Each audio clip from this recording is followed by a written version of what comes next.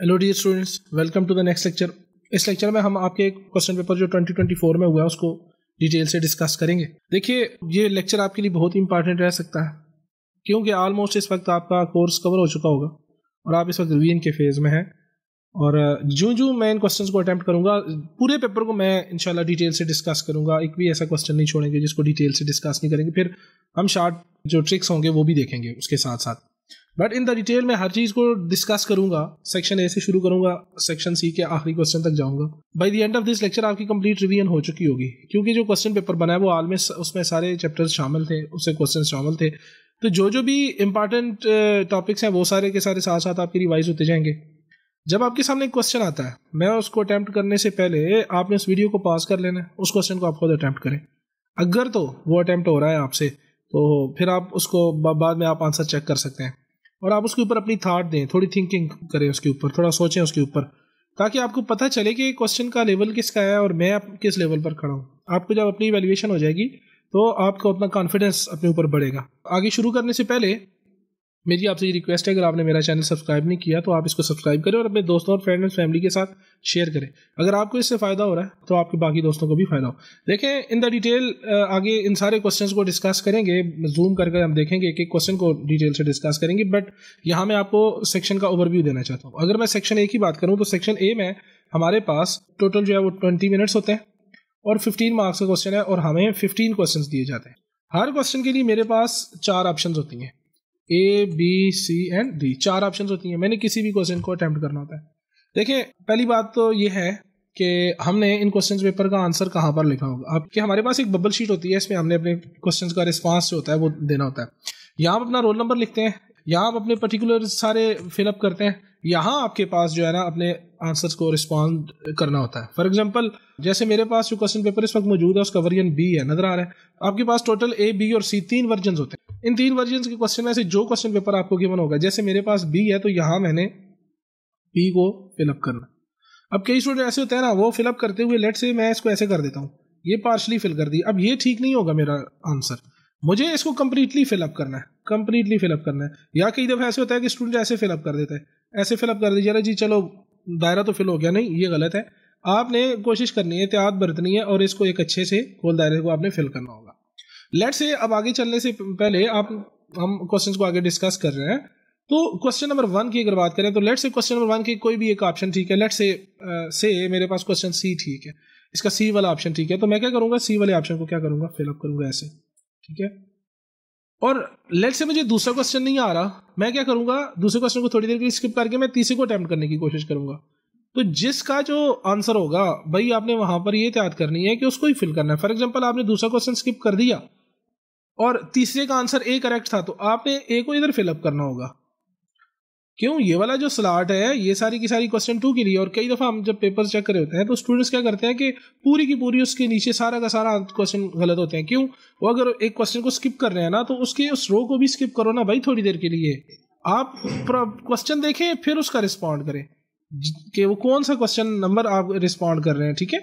तो चले अब मजीद बातें इसको साथ साथ आगे करते हैं। तो सेक्शन ए जो है ये बहुत इंपॉर्टेंट सेक्शन होता है। आपके पास 15 मार्क्स होते हैं और ये मार्क्स बहुत इजीली आप हासिल कर सकते हैं, इतना मुश्किल नहीं होता है। बस इसमें क्या हो सकता है, बेसिकली सेक्शन ए में आपके पास डेफिनेशंस आ सकती हैं, सेक्शन ए में आपके पास कोई फार्मूला आ सकता है, सेक्शन ए में किसी भी चीज़ की वैल्यू पूछी जा सकती है।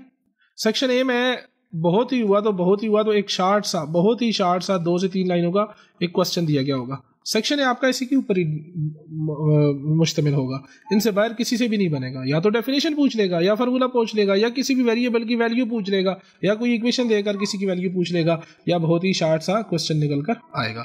जो डेफिनेशंस हैं बाकायदा उसको, जो आप रिवीजन बुक है आपकी रिवीजन कॉपी है उसके ऊपर आप डेफिनेशन का सेक्शन बनाएं, ठीक है। पहला सेक्शन आपका डेफिनेशन है, फिर जो फार्मूला का सेक्शन आप बनाएं, फार्मूले आप वहां पर सारे के सारे जितने भी फार्मूले हैं वो सारे यूज करें। फिर उसके बाद वैल्यूज का जो है, फॉर एग्जांपल पाई की वैल्यू क्या है जी, ई की वैल्यू क्या है जी, लॉग की बेसिस की क्या है जी, इस तरीके से जो है। फिर उसके बाद जो शॉर्ट क्वेश्चंस हो सकते हैं, फॉर एग्जांपल लीनियर इक्वेशन है, आपने उसका सोल्यूशन निकालना है, इस तरह की जितनी भी क्वेश्चंस होंगे वो सारे के सारे आपके सेक्शन ए में आ सकते हैं। तो सेक्शन ए बहुत इंपॉर्टेंट है, 15 मार्क्स हैं, सॉलिड मार्क्स हैं और आप इसको जो है ना इजीली इसको ले सकते हैं। चलिए अब शुरू करते हैं सेक्शन ए को।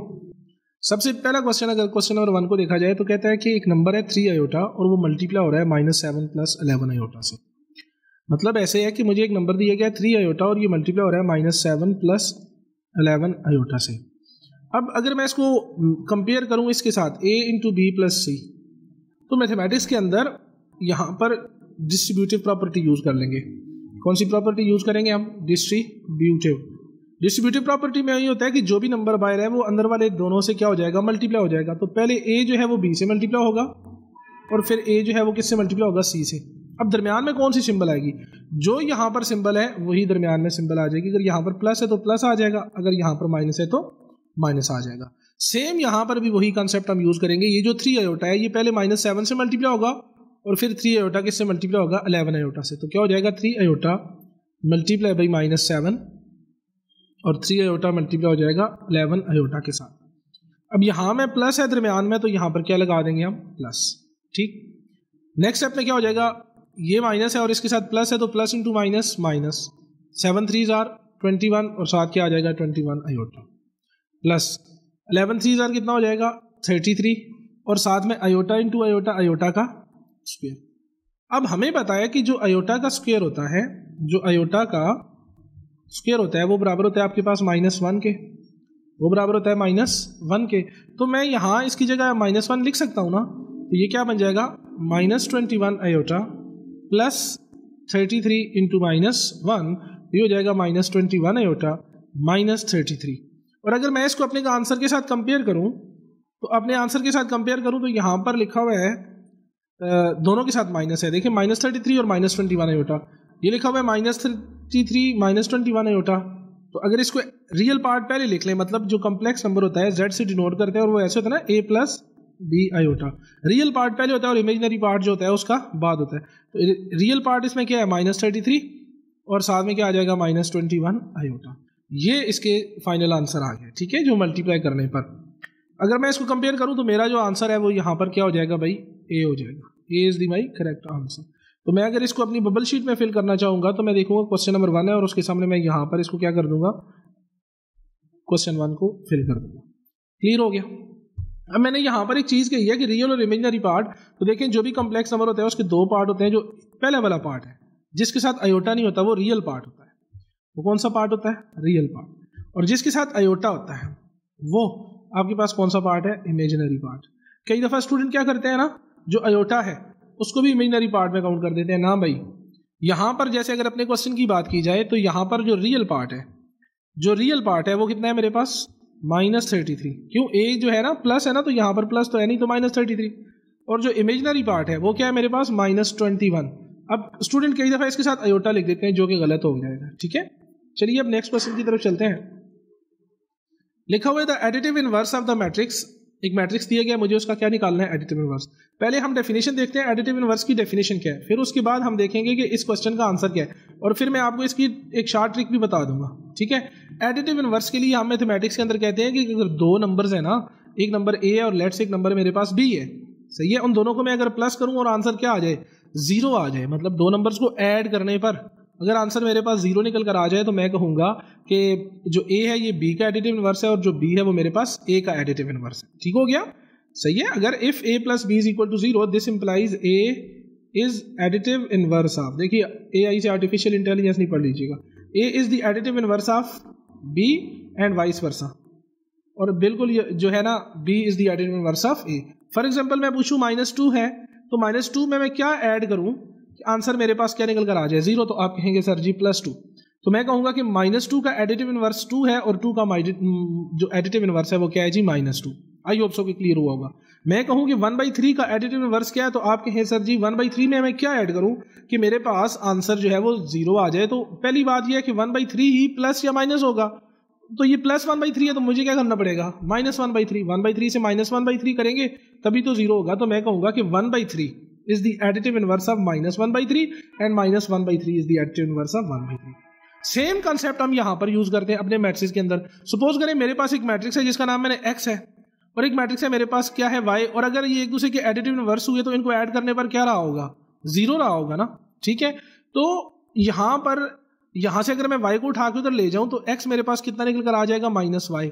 और अगर मैं गौर करूं तो ये क्या हो रहा है, माइनस से मल्टीप्लाई हो रहा है ना, माइनस से एक मैट्रिक्स है, उसकी वैल्यूज को माइनस से मल्टीप्लाई किया है, तो आंसर मेरे पास कौन सा मैट्रिक्स निकल कर आ रहा है, x मैट्रिक्स। इट मींस के हो ना हो जस्ट क्या चेंज हो गई होगी, सिंबल्स चेंज हो गई होंगी। क्या चेंज हो गई होंगी, सिंबल्स चेंज हो जाएंगी। आइए मैं इसको समझाता हूं जरा।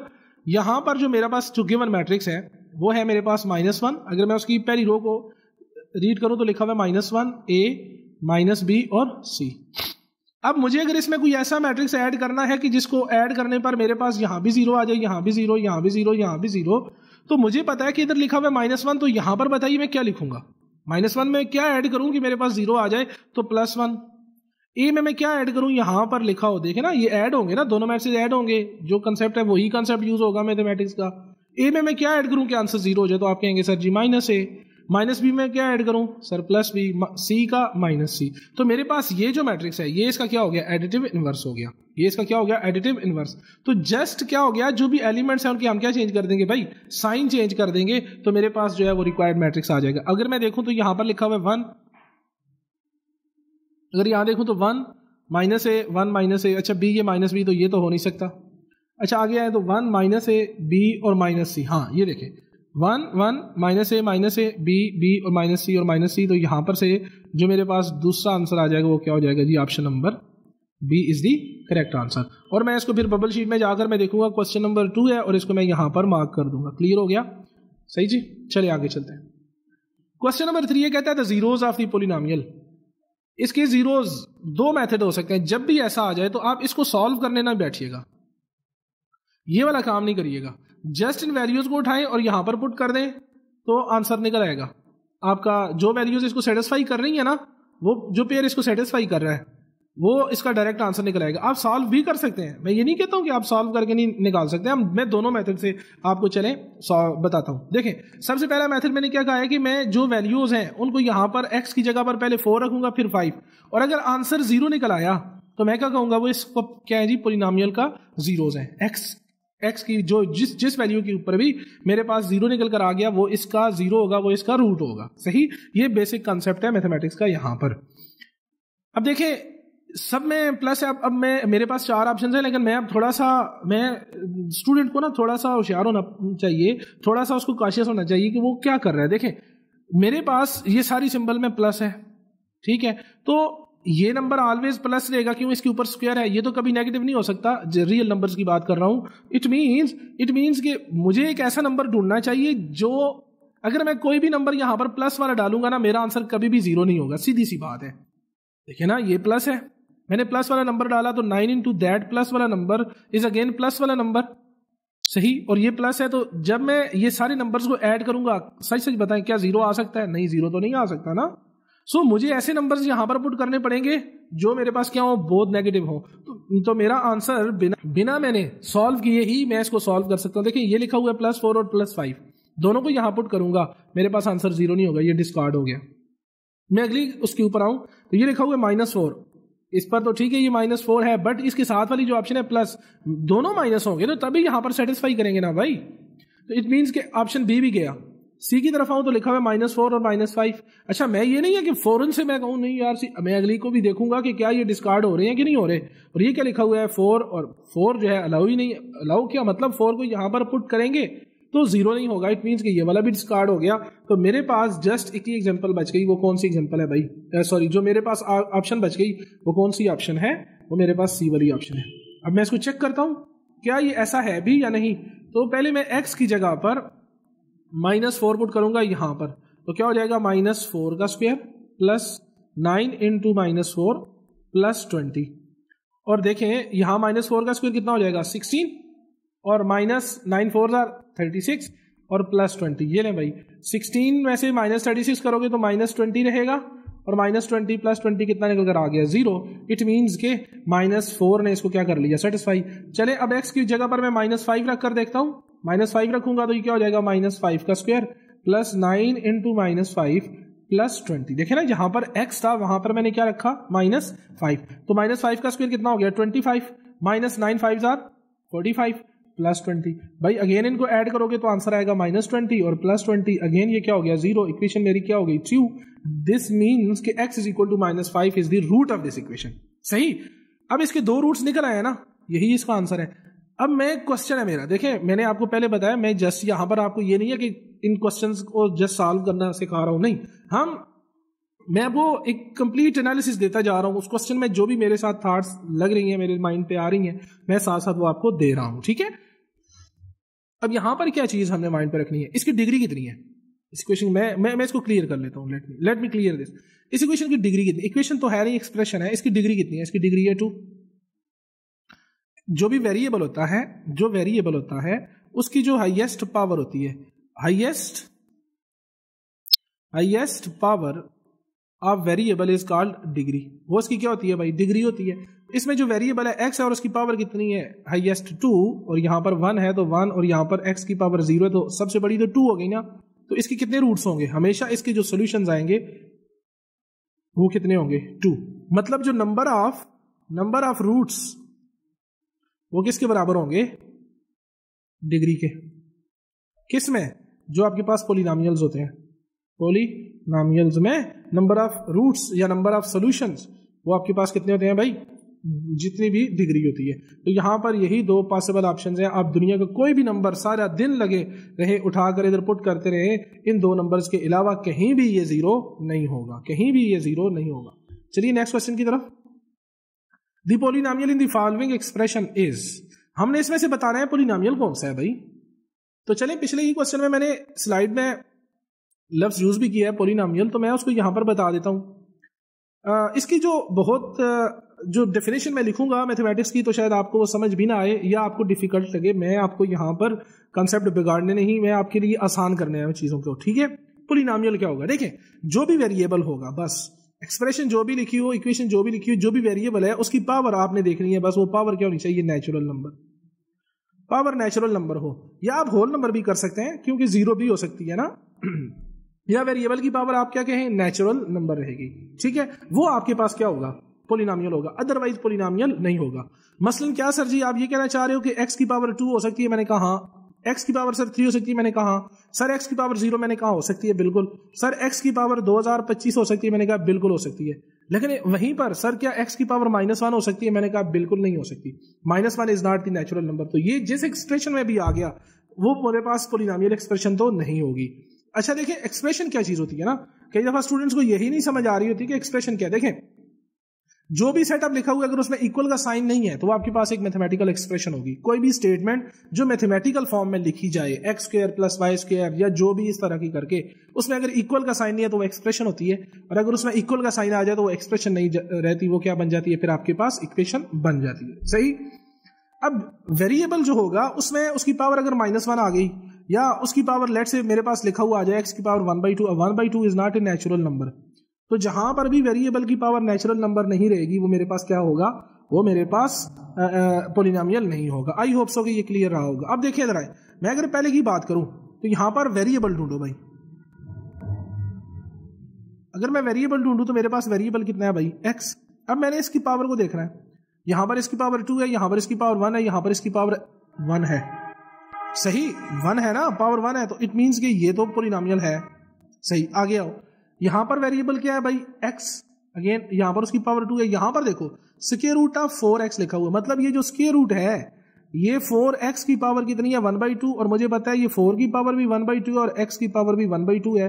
हमने अभी कहा है कि जो पॉलिनॉमियल वो होता है जिसमें x की पावर नेगेटिव भी ना हो और फ्रैक्शन भी ना हो, जस्ट आपके पास क्या हो, एक आपके पास नेचुरल नंबर हो, तो ये पॉलिनॉमियल नहीं है। नेक्स्ट ऑप्शन को देखें तो अगेन आप देखोगे सर ये लिखा हुआ है स्क्वायर रूट के अंदर स्क्वायर रूट ऑफ x/7 लिखा हुआ है, और ये लिखा हुआ है स्क्वायर रूट ऑफ x/7, और इस वजह से ये भी आपके पास पॉलिनॉमियल नहीं है। सेम आप यहां पर भी देख लें, ये भी आपके पास क्या है जी, पॉलिनॉमियल नहीं है। अच्छा क्या ये पॉलिनॉमियल है, लेट्स से x² -7x, मुझे इसको चेंज करने दें, लिखा हुआ है जी 7/x। अब ये पॉलिनॉमियल है।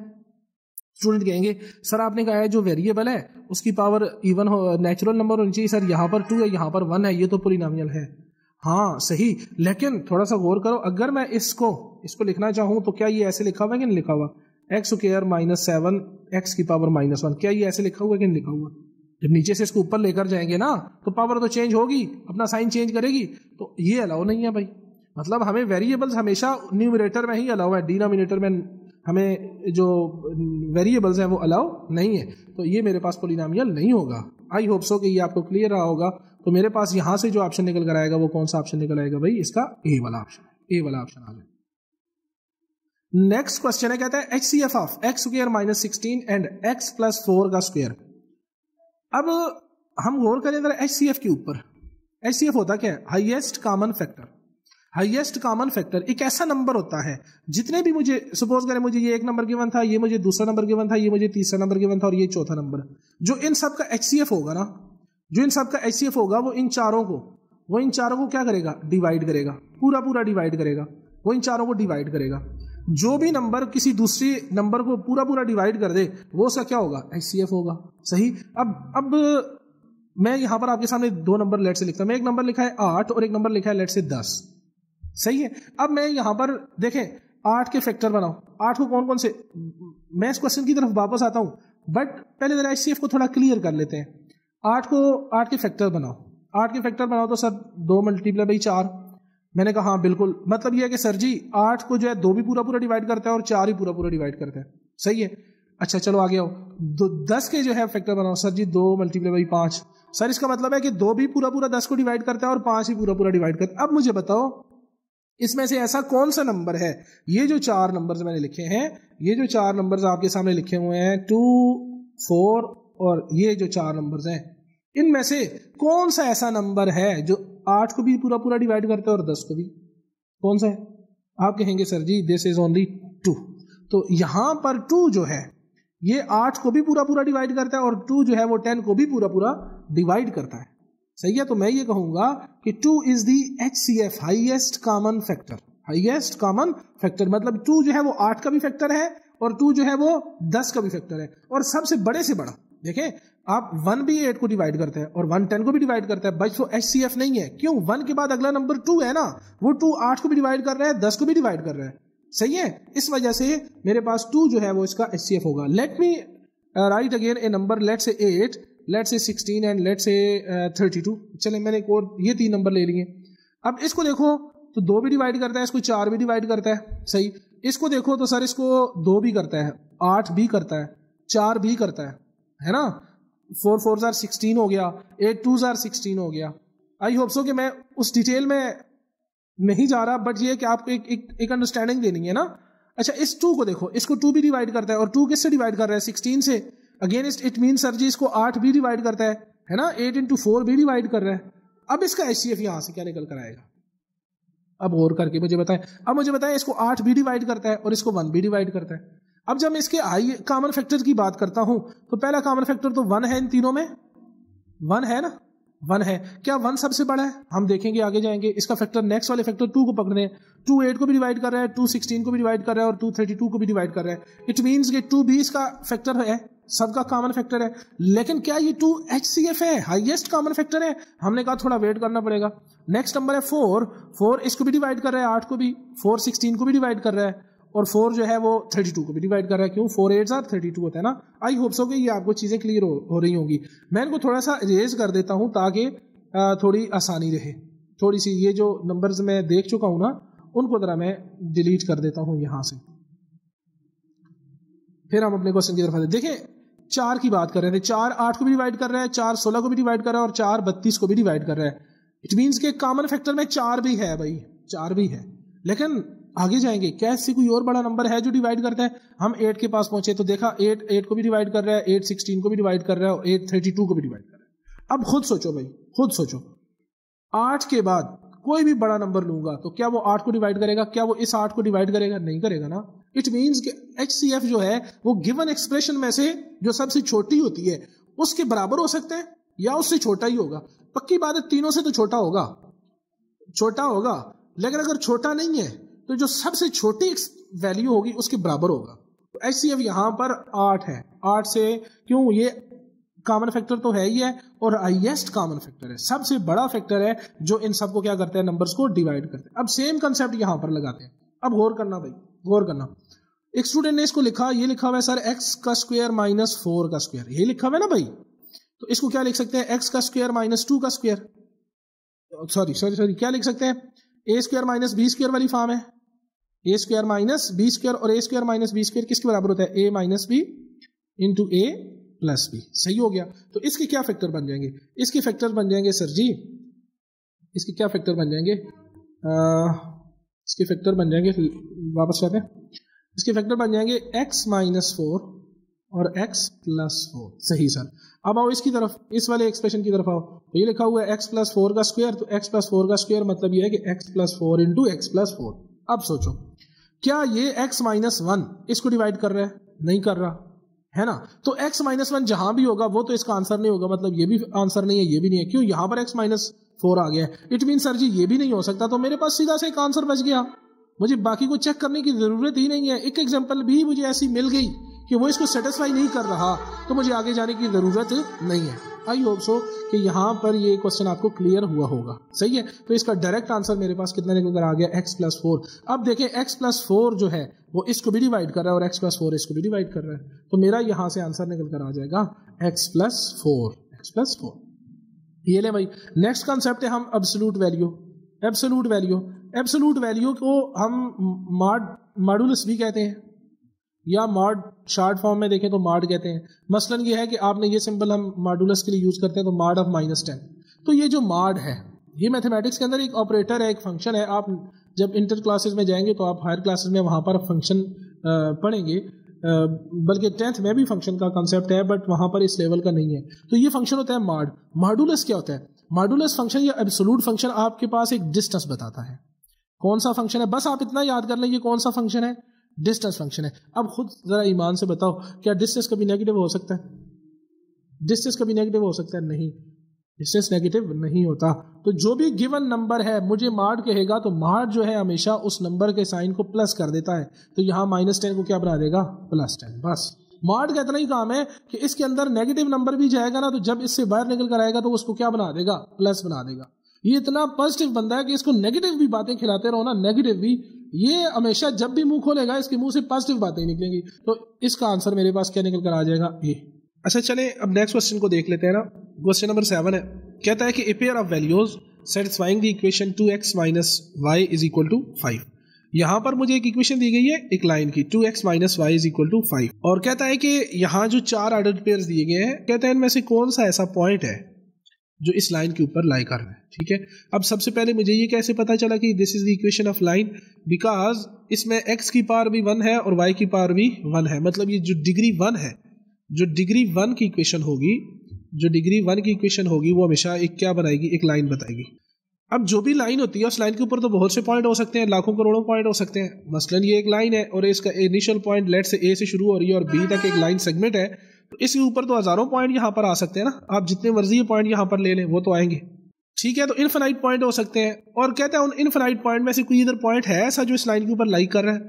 तो देखिए अगर पॉइंट की बात करें तो किसी भी पॉइंट को जब ऑर्डर्ड पेयर फॉर्म में लिखते हैं तो जो पहला वाला कोऑर्डिनेट होता है ये x का कोऑर्डिनेट होता है और दूसरा किसका होता है, y का कोऑर्डिनेट होता है। ठीक हो गया, मतलब जो पहली वैल्यूज होगी वो x को दर्शाती है और जो y होती है ये दूसरी वैल्यू है वो y के बारे में मुझे इंफॉर्मेशन देती है।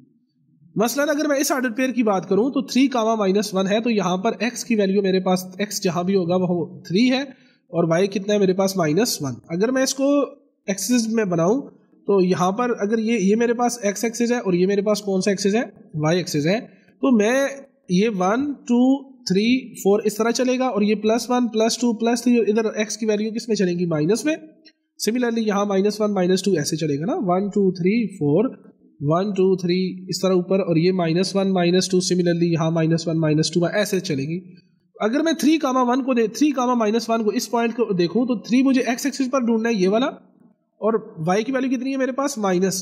तो मतलब ये है कि मुझे मेरे पास जो पॉइंट ये होगा, मैं 1 से इधर चलूंगा ना, -1 से, और उधर से नीचे आऊंगा, तो जहां पर ये दोनों लाइनें इंटरसेक्ट करेंगी ये जो मेरे पास पॉइंट है, ये मेरे पास कितना पॉइंट है जी, 3, -1। तो बाकी जितने भी पॉइंट्स हैं हम इन पॉइंट्स को बारी बारी इक्वेशन में पुट करेंगे और चेक करेंगे। तो जो पॉइंट इस लाइन के ऊपर हुआ वो इस लाइन को क्या करेगा, इक्वेशन को सेटिस्फाई करेगा। तो अगर मैं ए वाले ऑप्शन की बात करूं तो ए वाला ऑप्शन है मेरे पास 1, -3, और मेरे पास लाइन कौन सी है जी, 2x minus y is equal to 5। तो पुट करते हैं, तो 2 इंटू एक्स की जगह मैं क्या पुट करूंगा, 1, और y की जगह मैं क्या पुट करूंगा, 3, और मुझे नहीं पता है कि ये 5 के बराबर है कि नहीं, तो मैं इस वजह से क्वेश्चन मार्क ऊपर डाल रहा हूं। तो यहां से मेरे पास क्या निकल कर आ जाएगा 2 - 3, और यहां से 2 में से अगर 3 जाएगा भाई तो मेरे पास कितना बन जाएगा -1। और क्या -1 5 के बराबर है? नहीं। तो इट मीन्स कि ये इक्वेशन क्या हो गई है? फॉल्स। मतलब ये वाला जो पॉइंट है ये इस इक्वेशन को सेटिस्फाई नहीं कर रहा। मैं बी वाले ऑप्शन को देखता हूं, तो बी वाला ऑप्शन है मेरे पास 3, 1। तो मतलब जब x है तो x जगह मैं 3 पुट करूंगा, और जो y है उसकी जगह मैं क्या पुट करूंगा? 1 पुट कर दूंगा, इज इक्वल टू 5। नहीं पता भाई अभी तक। तो 2, 3, 3 2 आर 6, 6 - 1 इज इक्वल टू 5, और यहां से 5 इज इक्वल टू 5 हो गया, और जो कि इक्वेशन क्या हो गई है? ट्रू। दिस इंप्लाइज ये जो पॉइंट है 3, 1 इज ऑन द लाइन, तो जब भी मुझे कोई पॉइंट कहेगा कि बताएं कि ये इस इक्वेशन को सेटिस्फाई कर रहा है कि नहीं कर रहा, तो भाई सिंपल सा फंडा है, उस पॉइंट को उठाकर उस वैल्यू में, उस इक्वेशन में पुट करेंगे। अगर जो राइट हैंड साइड पर जो आंसर है अगर वो निकल कर आ रहा है ना, तो मैं कहूंगा कि हाँ ये पॉइंट इसको क्या कर रहा है? सेटिस्फाई कर रहा है। क्लियर? तो यहां से मेरे पास जो ऑप्शन है वो क्या हो जाएगा? बी वाला ऑप्शन मेरे पास ट्रू हो जाएगा। अगर मैं -1, 3 की बात करूं, -1, 3 की बात करूं, तो क्या होगा? जहां पर x होगा वहां मैं क्या पुट करूंगा? -1, माइनस y की जगह मैं क्या पुट कर दूंगा? 3, क्यों? ये x की वैल्यू है ना, और ये किसकी वैल्यू है? y की। तो -2, -3, और ये मेरे पास कितना निकल कर आ गया? -8, और -8 कभी भी 5 के बराबर नहीं होता। इट मीन्स कि ये भी मेरे पास इसका सोल्यूशन नहीं है। सिमिलरली मैं डी पॉइंट को भी देख लेता हूं, तो 3, -1, तो x की जगह पर 3 रखूंगा और y की जगह पर -1, तो 3 2 आर कितना हो गया? 6, -(-1), और 6 + 1 कितना होता है? 7, और 7 जो है राइट हैंड साइड पर जो 5 है वो उसके बराबर नहीं है। तो इट मीन्स के मेरे पास जो ओनली सोल्यूशन है वो कौन सा सोल्यूशन है? बी वाला मेरे पास क्या निकल कर आ गया? सोल्यूशन निकल कर आ गया। चलिए क्वेश्चन नंबर 8 को देखते हैं। कहता है the order of the matrix. अब कोई भी मैट्रिक्स होता है उसके ऑर्डर की बात करें अगर हम, तो ऑर्डर की बात करें, किसी भी मैट्रिक्स का ऑर्डर ऑफ ए मैट्रिक्स, किसी भी जो मैट्रिक्स का जो ऑर्डर होता है ना, वो उसमें कितनी रोज हैं और कितने कॉलम्स हैं उनके बारे में हमें इंफॉर्मेशन देता है। ऑर्डर का फॉर्मूला क्या होता है? ये ऑर्डर को हम कैसे जानते हैं कि number of rose by number of columns.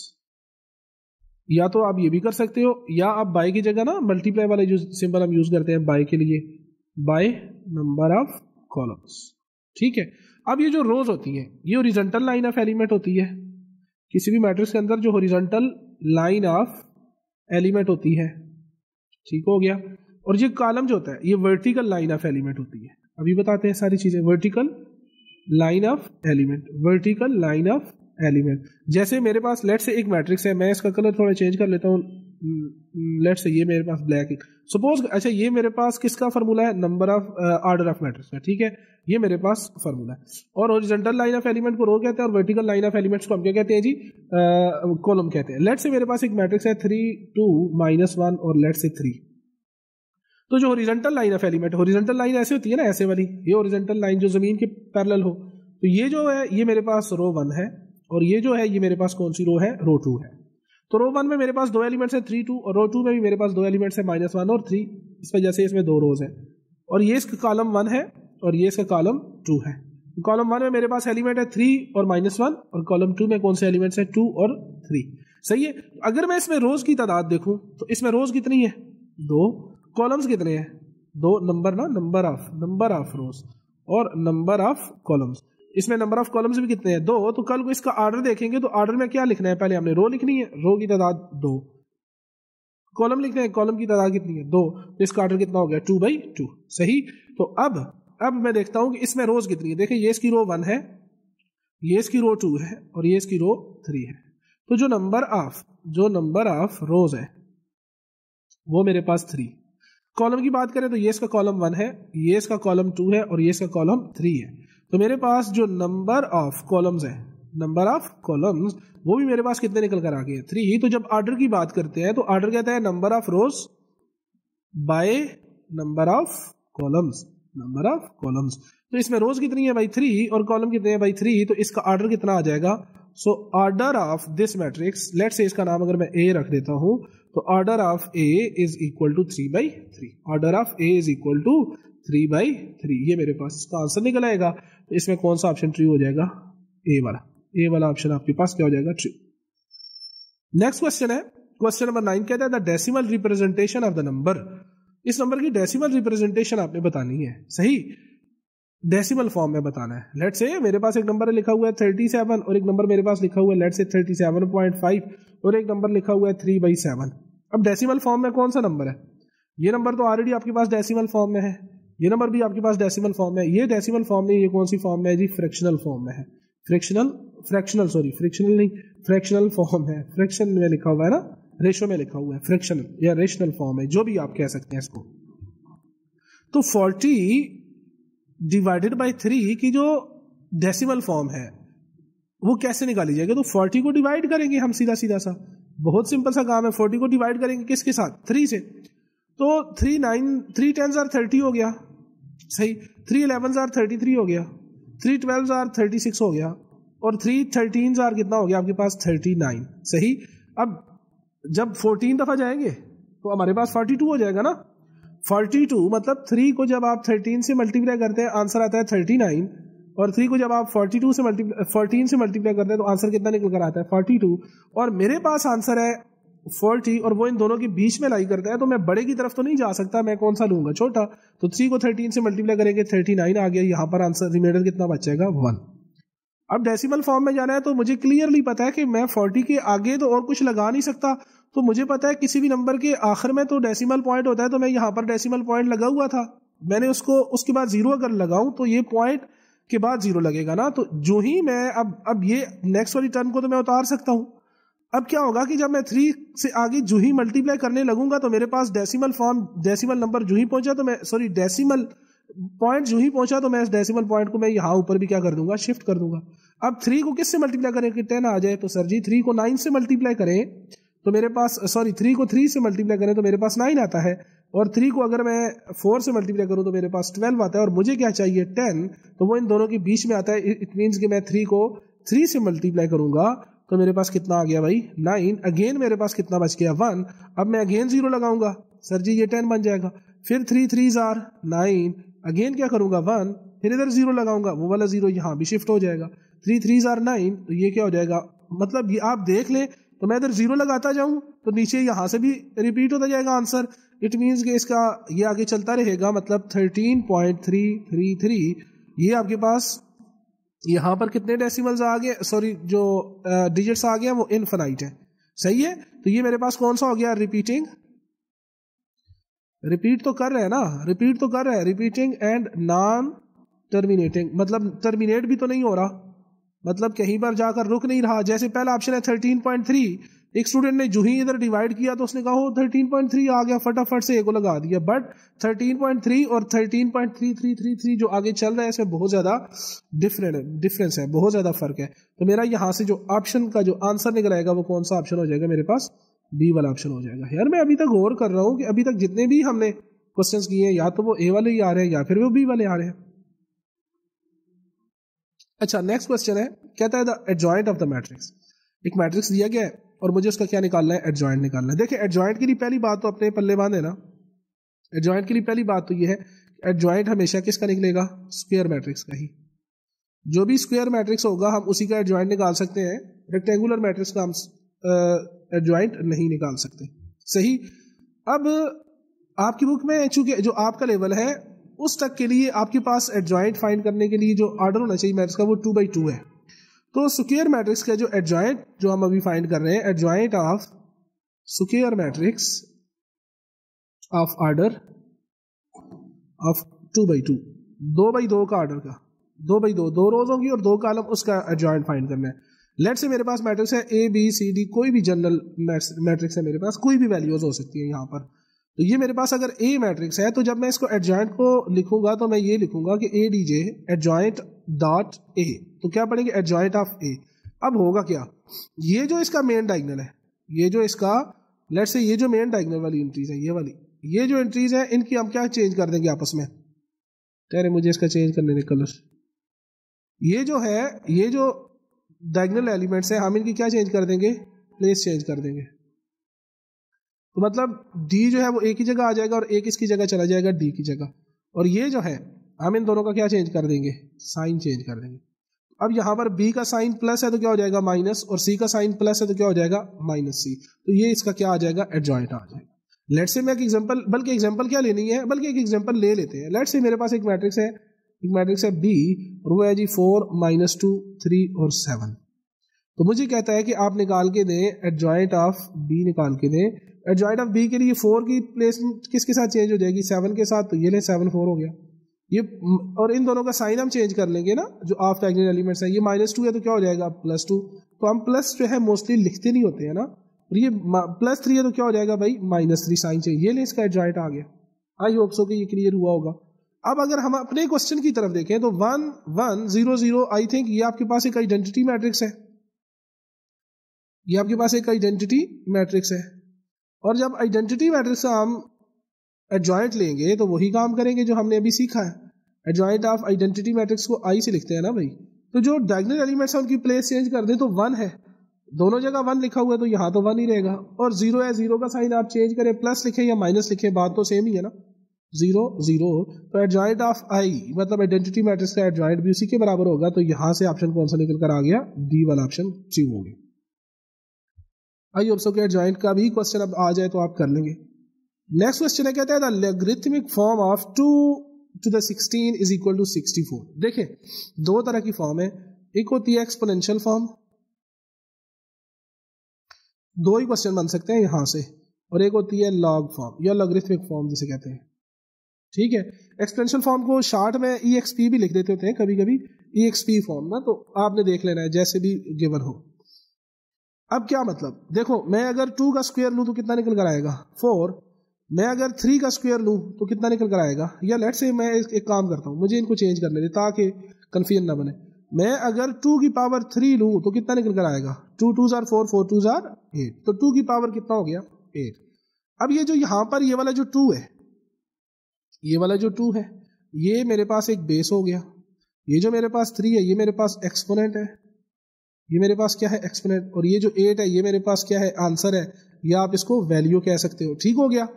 अब इसी को अगर मैंने लॉग फॉर्म में लिखना है, इसी को लॉग फॉर्म में, तो पहली तो बात है कि लॉग तो आएगा ना, लॉग तो आएगा, लॉग आ गया। अब क्या करेंगे, अब ऐसे करते हैं, यहां पर जो इसकी बेस है, बेस कितनी है 2, उसको लॉग की बेस बनाएंगे। क्लियर। जो वैल्यू है इस 8 को इसका लॉग ले लेंगे, और जो 3 था एक्सपोनेंट था उसको दूसरी तरफ हम ले जाएंगे। तो क्या बनेगा, log of 8 base 2 is 3। अब आई होप सो कि ये समझ आई होगी। Let me take another example. Let say मेरे पास लिखा हुआ है x की पावर लेट से 3 इज लेट से लिखा हुआ है जी 54, ये ऐसे लिखा हुआ है। तो मुझे अगर इसको लॉग फॉर्म में लेकर जाना है तो पहली बात है कि मुझे लॉग तो बनानी पड़ेगी। जो वैल्यू है यहाँ पर वैल्यू कितना है 54, तो 54 का लॉग ले लेंगे, और ये जो 3 है इसको उठाकर दूसरी तरफ फेंक देंगे, और जो यहाँ पर बेस थी वो यहाँ पर क्या बन जाएगी, लॉग की बेस।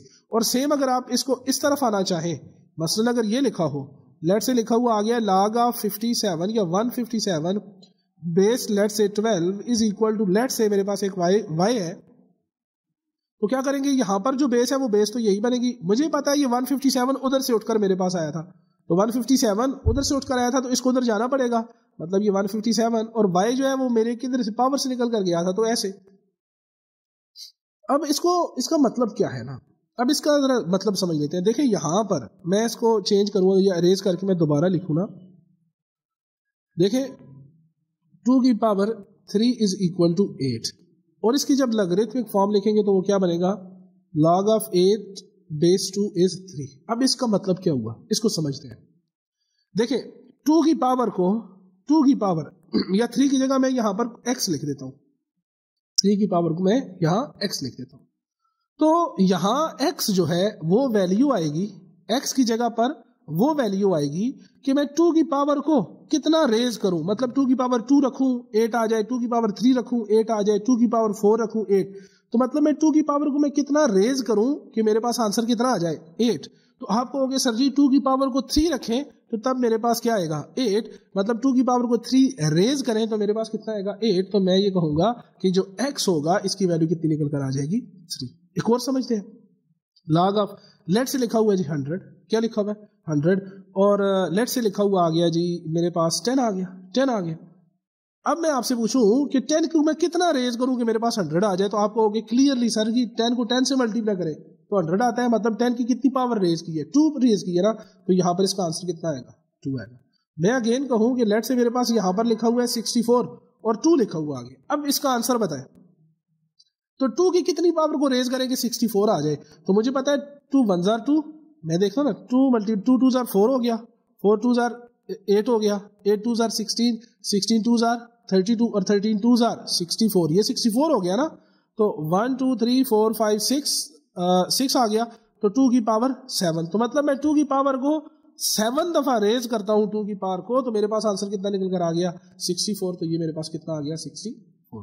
खैर ये तो हमने सीख लिया। अब आते हैं हम अपने क्वेश्चन की तरफ। तो हमारे क्वेश्चन में क्या कहते हैं, हमारे क्वेश्चन में कहता है कि इसकी लॉगरिथमिक फॉर्म बनाओ, भाई 2 की पावर 6 इज इक्वल टू 64 की लॉग फॉर्म बनाओ, तो वही काम यहाँ पर जो बेस है वो बेस बन जाएगी, जो पावर है वो दूसरी जगह चली जाएगी और यहाँ पर कितना हो जाएगा 64, वही क्वेश्चन है, देख लें जो अभी हमने एक क्वेश्चन किए।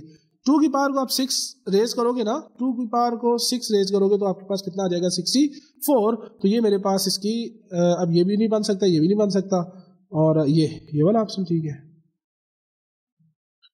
आई होप सो कि ये क्लियर हुआ होगा ये वाला क्वेश्चन भी।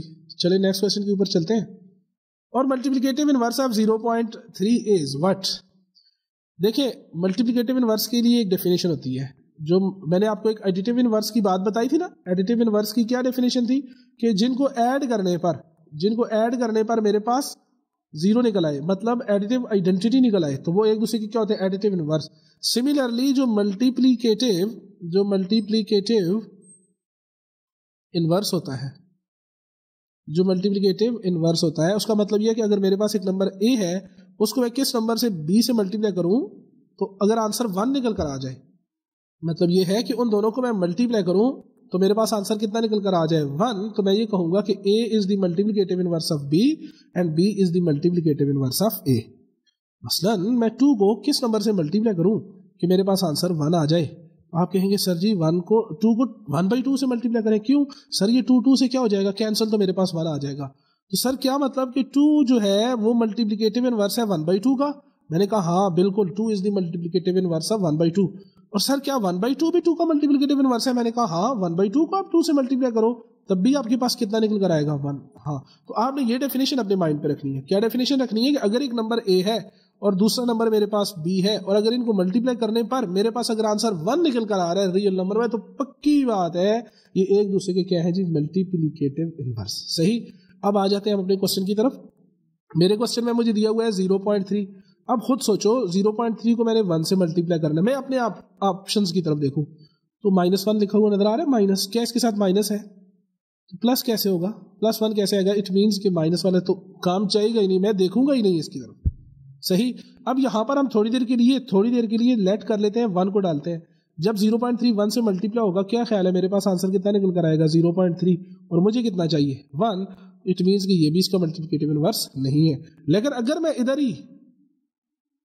मैं इधर ही तीसरा जो ऑप्शन है वो क्या है, चौथा ऑप्शन 1/0.3, तो आपको नजर आ गया होगा कि सर जी कि इसको आप क्या करें ना, 0.3 को 0.3 से काट लें तो 1 इज इक्वल टू 1 लिखा हुआ आ गया, तो मेरे पास जो ऑप्शन ट्री हो जाएगा वो कौन सा ऑप्शन हो जाएगा, यहां पर भी डी मेरे पास इसका आंसर आ गया। चलिए अब नेक्स्ट क्वेश्चन को देखते हैं। क्वेश्चन नंबर 3 लिखा हुआ था रेडिकैंड इन द एक्सप्रेशन। हाँ, रेडिकैंड बताना है। तो भाई सबसे पहले हम समझ लेते हैं कि ये रेडिकैंड और ये दूसरा तीसरा चीजें क्या होती है ना। देखें ये मेरे पास सपोज करें कुछ ऐसे लिखा हुआ है, लेट से ये, और ये लिखा हुआ है लेट से m लिखा हुआ है। ये जो स्क्वायर रूट की, ये जो आपको नजर आ रहा है स्क्वायर रूट, जो रूट की सिंबल है ना, सीधी सी बात है ये जहां भी नजर आएगा तो आप क्या, ये प्लस लिखा हो, आप क्या कहोगे ये किस चीज की सिंबल है, प्लस की। मतलब जहां भी पता लगा यार ये इधर वाली और इधर वाली चीजों को मैंने क्या करना है, इसके साथ ऐड करना है। बिल्कुल इसी तरीके से जहां पर भी आपको ये लिखा हुआ नजर आ गया तो आपको पता चल गया यार ये तो होना हो, ये हमने रूट लेना है और स्क्वायर रूट लेना है। क्यों, इसकी पावर यहाँ पर तो कुछ नहीं लिखा हुआ, तो ये स्क्वायर रूट ही होगा। तो मतलब ये हो गया कि ये सिंबल आ गई है, ये आपके पास क्या हो गई है जी, सिंबल है। क्या चीज है जी, सिंबल। किस चीज की भाई, रूट की। तो ये तो सिंबल है किसकी, रूट की। सही। ये आपके पास क्या हो गया, सिंबल। अब ये जो अंदर लिखा हुआ है ये आपके पास रेडिकैंड होता है, इसको हम क्या कहते हैं, रेडिकैंड। और ये जो बायर है, ये जो m लिखा हुआ नजर आ रहा है ना, मैं इसको दोबारा जरा साफ करके लिखूं तो ये जो m लिखा हुआ नजर आ गया आपको, ये m आपके पास इंडेक्स होता है। क्या होता है, इंडेक्स होता है। सही। मसलन कल को मेरे पास लिखा हुआ आ गया 75xy और इधर पावर लिखी हुई है 3, तो मुझसे को पूछे कि इसमें रेडिकेंड क्या है, तो मैं क्या कहूंगा कि रेडिकेंड यहाँ पर क्या है सर, रेडिकेंड है 75xy। हाँ, मैंने कहा इसका इंडेक्स कितना है, तो आप क्या कहेंगे फटाफट से, सर इसका इंडेक्स है मेरे पास 3। सही। अब ये जो सिंबल लिखी है मैंने आपके साथ, इसको अगर हम एक्सपोनेंशियल फॉर्म में लिखें, एक्सपोनेंशियल फॉर्म में रेडिकेंड तो उसी तरह रहेगा, जो इंडेक्स है वो क्या हो जाएगा 1/m। देखिए ना, अगर आपके पास ऐसे लिखा हुआ है और x, तो आप क्या लिखते होते हैं x की पावर 1/2। क्यों, इसका इंडेक्स कितना है 2 हम लिखते नहीं है इसके रूट, इस वजह से कहते हैं। तो कल को अगर यहां पर मैं 3 लिख दूं तो बताएं ईमान से कि यहां पर 3 आएगा कि नहीं आएगा। बिल्कुल इसी तरीके से अगर मैं इसकी एक्सपोनेंशियल फॉर्म लिखूं तो रेडिकेंड तो उसी तरह आएगा ना 75xy और उसकी पावर कितनी हो जाएगी 1/3। तो ये इसकी एक्सपोनेंशियल फॉर्म है। दोनों चीजें मैंने बता दी हैं। तो अब मतलब अगर इसकी बात करूं तो यहां पर अगर मैं इसके रेडिकेंड की बात करूं तो वो कितना हो जाएगा 9xy/y और उसकी पावर कितनी है ऊपर 2। ये तो मेरे पास ये सारे का सारा, देखें जो ये अंदर लिखा हुआ है ना ब्रैकेट के अंदर, ये सारे का सारा इसका क्या है भाई रेडिकेंड। ठीक सर जी। अगर इसके इंडेक्स की बात करूं तो इसका इंडेक्स कितना है, इंडेक्स तो आपके पास कितना है 4, और ये जो है आपके पास जो सिंबल है वो सिंबल आप क्या यूज करते हो भाई, ये वाली। तो हमसे पूछा क्या है, कहता है रेडिकेंड बताओ। तो रेडिकेंड जल्दी से बताएंगे 9xy/y का स्क्वायर, तो ये इसका आंसर निकल आएगा।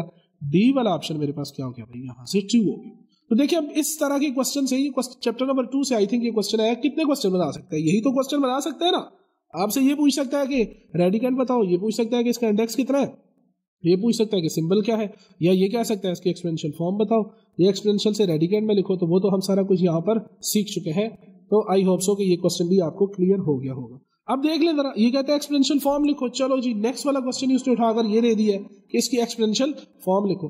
तो भाई मैंने अभी कहा है कि अगर a की स्क्वायर रूट ऐसे लिखा हुआ है m, तो इसको जब एक्सपोनेंशियल फॉर्म में लिखेंगे तो ये क्या बन जाएगा a की पावर 1/m, यही बनेगा ना। अब मुझे क्वेश्चन क्या लिखा हुआ है, यहाँ पर कितना लिखा हुआ है 4, और ये लिखा हुआ है 9xy और उसकी पावर कितनी लिखी हुई है भाई -4। सही सर, मतलब a की जगह यहाँ पर क्या लिखा हुआ है 9xy और उसकी पावर है जी -4। ठीक, और सर जी इंडेक्स कितना है 1 इंडेक्स आ जाएगा मेरे पास 4। सही हो गया। अब देखें यहाँ पर ये क्या लिखा हुआ है 9xy। अब देखें ये पावर की पावर है, ये -4 है और उसके ऊपर कितनी है 1/4 पावर है ना। तो हमने पढ़ा है कि अगर एक नंबर a है उसकी पावर m है और उसकी पावर ऊपर n है, तो पावर की पावर आपस में क्या हो जाती है भाई, मल्टीप्लाई हो जाती है mn। तो यहाँ मल्टीप्लाई हो जाएंगी, कौन मल्टीप्लाई हो जाएगा -4 मल्टीप्लाई हो जाएगा 1/4 के साथ, और ये 4 इस 4 से क्या हो जाएगा कट जाएगा। तो 9xy की पावर मेरे पास कितना निकल कर आ गया -1, कितना निकल कर आ गया भाई -1, और ये मेरे पास इसका क्या निकल कर आ गया आंसर। अब हो सकता था अगले स्टेप में ये ऐसे लिखा होता 1, हो सकता है आपके पास, अभी मैं देखता हूँ क्वेश्चन में आंसर क्या दिया हुआ है, सी वाला ऑप्शन आई थिंक मुझे लग रहा है 9xy की पावर हाँ -1। लेकिन सपोज करो अगर ये ऑप्शन में ना होता, हम फिर ये लिख सकते थे ना, सपोज करो ये वाला ऑप्शन ना होता और ये लिखा हुआ था 9xy, तो हम जब इसको देखते यार यहाँ पर तो 9xy की पावर -1 आ रहा है और यहाँ पर है कोई नहीं, तो क्या करेंगे, इधर क्या करें। तो हमने देखना है कि हमने रूल पढ़ा है कि अगर a की पावर m है और अगर न्यूमरेटर से उठाकर मैं इसको डिनोमिनेटर में जाऊंगा तो साइन चेंज होगा, इवन है प्लस है तो माइनस हो जाएगा, माइनस है तो प्लस हो जाएगा। अब 9xy डिवाइडेड बाय 1 है, न्यूमरेटर से उठाकर जो ही मैं इसको डिनोमिनेटर में लेकर गया तो ये ऊपर माइनस था तो -1 था, नीचे जाकर कितना हो गया +1। तो यहां से जो मेरा ऑप्शन है वो कौन सा ट्रू हो गया, सी वाला मेरे पास ऑप्शन इसका ट्रू हो गया। चलो नेक्स्ट क्वेश्चन है, कहता है इन a की power -3 the exponent is, wow very simple question, -3 ये ले, इसमें तो समझाने की जरूरत ही कोई नहीं है ना। 2 की पावर 3 इज इक्वल टू 8, तो कोई आपसे पूछे एक्सपोनेंट क्या है, तो यही तो एक्सपोनेंट है, तो यही तो एक्सपोनेंट होता है। तो यहां तक आपका सेक्शन ए क्लियर हो चुका है। आई होप सो कि ये आपको सारे क्वेश्चंस जो मैंने डिटेल से डिस्कस किए इनकी समझ लगी होगी अच्छे से।